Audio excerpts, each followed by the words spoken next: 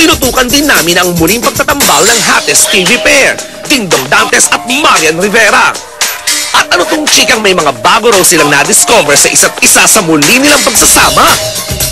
Marami na akong alam, hindi ako inisente. Dingdong and Marian exclusive! Tutukan mo!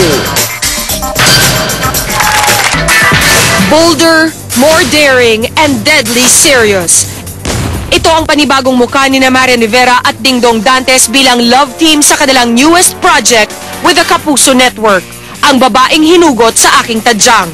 Ang role ko dito ako si Homer, isang taong lahat ng ginagawa niya sa buhay niya denumero.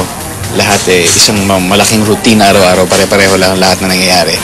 So lahat yun magbabago pag makilala niya ang isang babae, si Proserpina. Ako dito si Proserpina, laki ako sa sindikato. Pilya, mabait, may paninindigan kasi siya, tsaka marami siyang alam.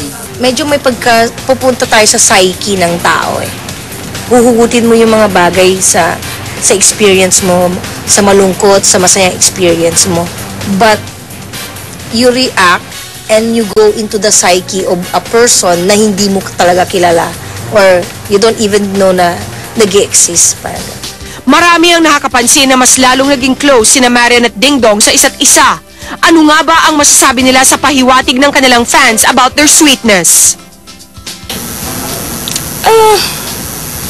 Ano ba ibig sabihin ng sweet? Ano ba yan? Hindi, mas okay yung yung samahan ngayon, mas okay talaga.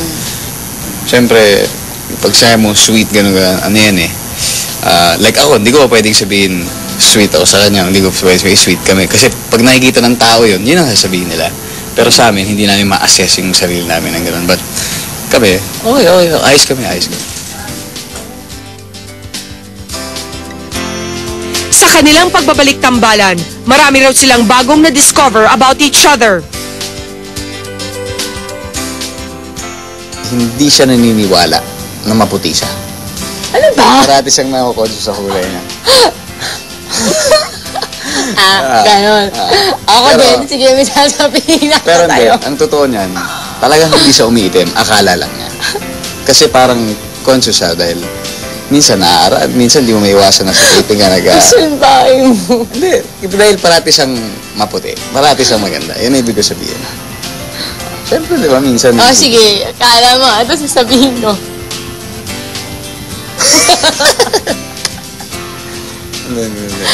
Hindi. Sige, ganito na lang. Hindi, kasi nagda-diet siya, di ba? Aray ko! Aray ko na. Hindi, ganito yan. Kasi nagda-diet siya, di ba? Pero hindi alam ng tao, after niya mag-diet, meron siya paboritong pagkain na kinakain. Yun ay? Isang matamis na bagay. Isang matamis na bagay.